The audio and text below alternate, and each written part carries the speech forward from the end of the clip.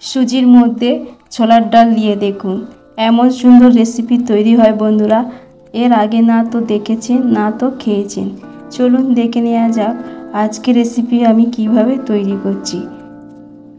নমস্কার বন্ধুরা, সোনালি কুকিংয়ে সবাইকে স্বাগত জানিয়ে আজ আমি আরেকটি নতুন ভিডিও নিয়ে চলে এসেছি আপনাদের সামনে।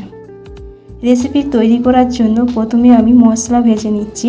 তার জন্য এখানে দারচিনি নিয়েছি 4টি এবং শুকনো লঙ্কা 2টি। প্রথমে একটু নেড়েচেড়ে নেবেন।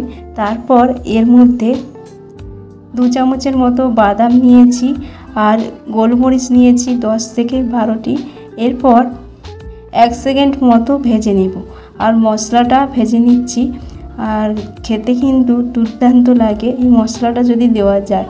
আপনারা যদি টক দই না দিয়ে এই বাদাম দিয়ে মশলাটা তৈরি করে নেন তাহলে টক দই দেওয়ার আর দরকারই পড়বে না। এরপর সাদা সর্ষে 1 চামচ দিয়ে দিলাম। এখন এই মিক্সি জারের মধ্যে গুঁড়ো করে নিয়েছি। আর খুব মিহি করতে যাবেন না, একটু গোটা গোটা থাকবে, তাহলে খেতে ভীষণ ভালো হয় এই মশলাটা। এরপর মাঝারি সাইজের একটা টমেটো দিলাম, একটা বড় সাইজের পেঁয়াজ দিলাম, তারপর একটা কাঁচা লঙ্কা দিয়ে দিলাম। যেহেতু ওখানে শুকনো লঙ্কা 2টি দিয়েছিলাম এই কারণে কাঁচা লঙ্কা 1টি দিলাম। তারপরে গোটা জিরে দিলাম আর তার সাথে দিয়ে দেব গোটা মৌরি। দিয়ে আমি মশলাটা তৈরি করে রেডি করে রেখে দিচ্ছি। এরপর এখানে আমি আগে থেকে জলে ভিজিয়ে রেখেছিলাম ছোলার ডালগুলি। তারপর মিক্সির মধ্যে ব্লেন্ড করে নিয়েছি আর এর মধ্যে অল্প করে লবণ দিচ্ছি আর দিয়ে দিচ্ছি 2 চামচের মতো চিনি। এতে করে হালকা হালকা মিষ্টি হবে, খেতে কিন্তু দুর্দান্ত লাগবে। আর অল্প করে জল দিয়ে দিচ্ছি। অল্প করে জলটা দিলাম যেহেতু খুব ঘন হয়ে গেছে। এরপর আমি সুজি দিচ্ছি আর সুজিটা আমি 4 চামচ দিচ্ছি, তাহলে ছোলার ডালের সাথে খেতে কিন্তু একদমই ভালো লাগবে না। এবারে খুব ভালো করে ফাটিয়ে নিতে হবে। আজকের রেসিপি যদি আপনাদের কাছে ভালো লেগে থাকে তাহলে চ্যানেলটিকে সাবস্ক্রাইব করবেন, পাশে থাকা বেল আইকনটি প্রেস করবেন, সবার সাথে শেয়ার করবেন। এখানে 20 মিনিটের মতো ডালটা রেস্টে রেখেছিলাম। তারপর খাবার সোডা দিয়ে একটু ভালো করে ফেটে রেখে দিচ্ছি। এরপর একটা গ্যাসের ওপর কড়াই বসিয়ে একটু তেল ব্রাশ করে নিয়েছি যাতে আমার সুবিধা হয় তুলতে। এরপর একটা হাতা দিয়ে খুব ভালো করে মেখে নিলাম। তারপর সুন্দর করে গোল করে দিচ্ছি। একবার ডাল দিয়ে তৈরি করে দেখবেন কত সুন্দর হয়, আপনারা তৈরি করার পর বুঝতে পারবেন। এবং খুব সুন্দর দেখতে লাগার জন্য একটু কাশ্মীরের চিলি পাউডার দিয়ে দিচ্ছি। সুন্দর করে দেওয়ার পর আমি ঢাকা দিয়ে খুব সুন্দর করে সিদ্ধ করে নেব আর খুব সুন্দরভাবে উঠে আসবে। এখানে 10 থেকে 20 মিনিট ঢাকা দিয়ে রেখে দিচ্ছি। 20 মিনিট পর আমি ফিরে এলাম। সুন্দরভাবে সিদ্ধ হয়ে গেছে। তারপর তুলে আমি কাটিং করে দেখিয়ে দিচ্ছি। আপনারা যে কোনো সাইজভাবে কেটে নিতে পারেন।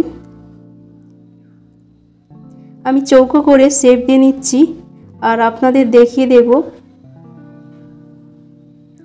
এখনো পর্যন্ত যারা লাইক করেনি অবশ্যই লাইক করে দেবেন। এইভাবে কেটে নিয়েছি। তারপর টুকরো করে রাখা আমি দেখিয়ে দিচ্ছি। খুব সুন্দরভাবে টুকরো করে নিলাম। এরপর আমি গ্যাসের ওপর কড়াই বসিয়ে এখানে 3 থেকে 4 চামচ তেল দিলাম। তারপর তেলটা যখন গরম হয়ে আসবে ছোলার ডালের বড়া ভেজে নিচ্ছি। প্রত্যেকটা একটা একটা করে উল্টিয়ে দেবেন। আপনারা একসঙ্গে প্রথমে উল্টোতে যাবেন না, তাহলে ভেঙে যেতে পারে, কারণ এখানে সুজি দেওয়া রয়েছে ডালের সাথে। এই কারণে আপনারা উল্টি পাল্টি নেবে 1 সেকেন্ডের মতো, বেশি ভাজবেন না, তাহলে তাড়াতাড়ি চুঁয়ে যেতে পারে। এইভাবে ভেজে তুলে নিলাম। এরপর রান্নাটি করব, তার জন্যে গোটা জিরে দিলাম 1 চামচের মতো, তারপর একটু নেড়ে নিলাম। আর এর মধ্যে আদা রসুন একটু বেটে দিয়ে দিলাম। এর মধ্যে আদা রসুনটা একটু ভালো করে কষিয়ে নেবেন, না হলে কাঁচা গন্ধ থাকতে পারে। টমেটোর এই পেস্টটা এর মধ্যে দিয়ে দিলাম, 2 থেকে 3 চামচ হয়েছিল। তারপর খুব ভালো করে কষিয়ে নেবেন, এই কাঁচা ভাবটা যেন না থাকে। আর কালারের জন্য একটু কাশ্মীরের চিলি পাউডার দিয়ে দিলাম, আর একটু হলুদ দিয়ে দিলাম, এতে করে দেখতে ভালো লাগে। মশলাটা কষিয়ে কষিয়ে রান্না করবেন। এই ইউনিক রেসিপি, আপনারা বিভিন্ন ধরনের রেসিপি তৈরি করেছেন, তবে এইভাবে একবার রান্নাটি করে দেখবেন।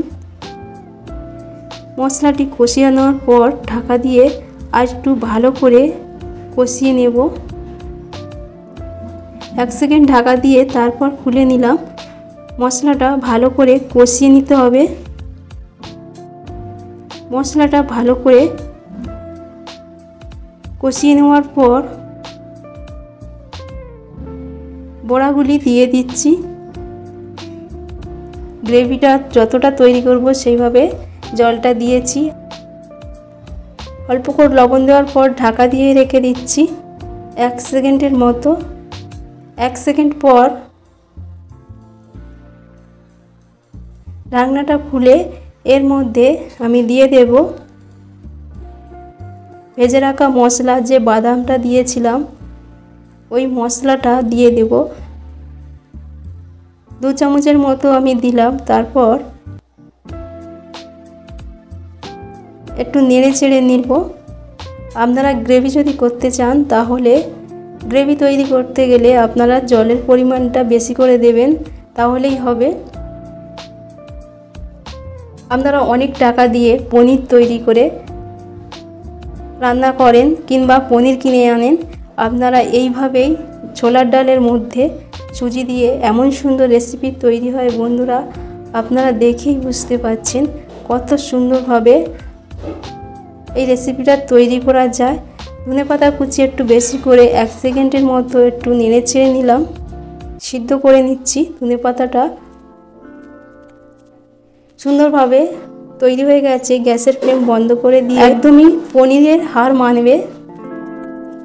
আপনাদের কেটে দেখিয়ে দিচ্ছি। তারপর প্লেটে সার্ভ করে নিচ্ছি। আজকে ভিডিও যদি আপনাদের কাছে ভালো লেগে থাকে অবশ্যই কমেন্ট করবেন। সবাই ভালো থাকবেন, সুস্থ থাকবেন। সবাইকে অসংখ্য ধন্যবাদ।